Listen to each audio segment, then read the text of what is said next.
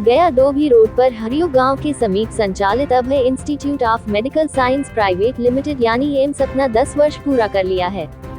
AIIMS का 10 वर्ष पूरा होने पर बोधगया के एक निजी होटल सभागार में 10वां वार्षिकोत्सव समारोह का आयोजन केक काटकर बड़े ही हर्षोल्लास के साथ मनाया गया। वहीं इस मौके पर एम्स हॉस्पिटल में सेवा दे रहे सभी चिकित्सकों को डॉक्टर एन राय के द्वारा पौधा एवं अंगवस्त्र देकर उनका स्वागत किया गया। इस मौके पर गया शहर के कई चर्चित चिकित्सक उपस्थित होकर एम्स के 10 वर्ष पूरा होने पर डॉक्टर एन राय को पुष्पगुच्छ एवं उपहार देकर शुभकामनाएं एवं बधाइयां दिया। डॉक्टर एन राय ने कहा कि बीते वर्ष 2014 में 10 सितंबर को ही बिहार के तत्कालीन मुख्यमंत्री सह वर्तमान में केंद्रीय मंत्री जीतन राम मांझी के द्वारा एम्स हॉस्पिटल का उद्घाटन किया गया था। उन्होंने कहा कि इस अस्पताल का शुभारंभ करना मुख्य उद्देश्य ये था कि गया में जो कई अस्पतालों में सुविधा उपलब्ध नहीं की जा रही है वह सुविधा इस हॉस्पिटल के माध्यम से लोगों को दिया जाए।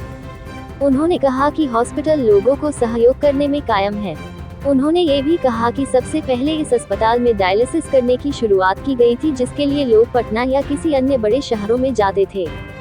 उन्होंने बताया कि बीते 10 वर्षों में एम्स में लगभग 1.25 लाख मरीजों का इलाज किया गया और लगभग 45,000 मरीजों को भर्ती कर इलाज किया गया। इसके साथ ही मरीजों को आर्थिक स्थिति को देखते हुए सहयोग के रूप में 10 वर्षों में लगभग 3.25 करोड़ रुपए का छूट दिया गया। उन्होंने बताया कि डेंगू के मरीजों को देखते हुए वर्ष 2024 में ब्लड बैंक का भी शुरुआत की गई है, जिससे मरीजों को काफी लाभ मिल रहा है और भविष्य में और भी सुविधा बढ़ाने की तैयारी की जा रही है। इस मौके पर medical superintendent doctor Vijay Kumar करण, doctor Kanishka Parmar, doctor Shri Prakash, doctor Navneet निश्चल, doctor Ratan Kumar, doctor D के सहाय के अलावे कई चिकित्सक एवं शहर के गणमान्य लोग उपस्थित होकर 10वीं वर्षगांठ की शुभकामनाएं दिया। सितंबर 2024 को अभय इंस्टीट्यूट ऑफ मेडिकल साइंसेज गया एम्स गया अपनी 10वीं वर्षगांठ मना रहा है। आज ही के दिन 2014 में एम्स का उद्घाटन तत्कालीन मुख्यमंत्री श्री जीतन राम मांझी जी ने किया था। 10 साल में एम्स ने गया के लोगों की सेवा की है और एम्स का पर्पस था कि हम टर्शरी केयर दें, जो सुविधा मगध मेडिकल कॉलेज में और कहीं अवेलेबल नहीं है उसको प्रोवाइड करें। और उसमें 3 सबसे बड़ी सेवा थी जो हम लोगों ने प्रोवाइड किया। डायलिसिस, किडनी फेलियर के पेशेंट को जो हफ्ते में 2 दिन के लिए डायलिसिस होती है उसको पटना या रांची जाना पड़ता था, 2014 से शुरू हुआ। आज से 5 साल पहले हम लोगों ने जो है वो शुरू कर दिया कैथ लैब। और नेक्स्ट जो सबसे ये है कि न्यूरो सर्जरी, बिकॉज गया डोभी रोड जो है बिजी रोड है, एक्सीडेंट होते रहते हैं, न्यूरो हेड इंजरी होती रहती है, न्यूरो सर्जरी की व्यवस्था नहीं थी। ये 3 सुपर स्पेशलिटी हम लोगों ने किया। इसके साथ साथ यूरालजी भी हमारे पास है, सर्जरी है। और जहाँ तक स्पेशलिटी एक जो हम लोगों ने नया चीज़ जो दिया है वो ब्लड बैंक तो हमारे गया में 3 हैं, एक मेडिकल कॉलेज में है, एक पिलग्रिम हॉस्पिटल में है और एम्स में है। लेकिन हम लोग ने इस साल से कंपोनेंट सेपरेटर शुरू किया है।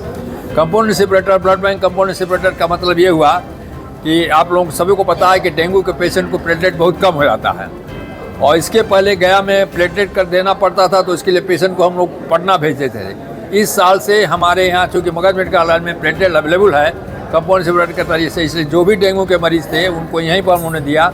ये फैसिलिटी यूनिक है बिकॉज डेंगू के पेशेंट जो होता है सडनली उनका प्लेटलेट इतना कम हो जाता है कि समय पर अगर प्लेटलेट न मिले तो उनका देहांत हो जाता है। तो ये फैसिलिटी हम लोगों ने इस साल से शुरू किया। जहाँ तक सर्विसेज का सवाल है, 10 साल में हम लोगों ने एम्स में करीब 1.25 लाख मरीज़ देखा है, जिसमें करीब 45,000 मरीज़ हम लोगों ने भर्ती किया।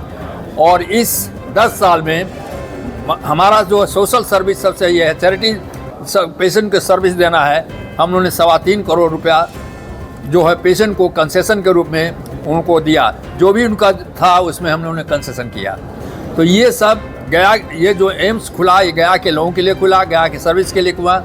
मतलब अर्न करना हमारे प्राथमिकता नहीं थी, सर्विस देना प्राथमिकता थी और उसी उद्देश्य से ये काम कर रहा है।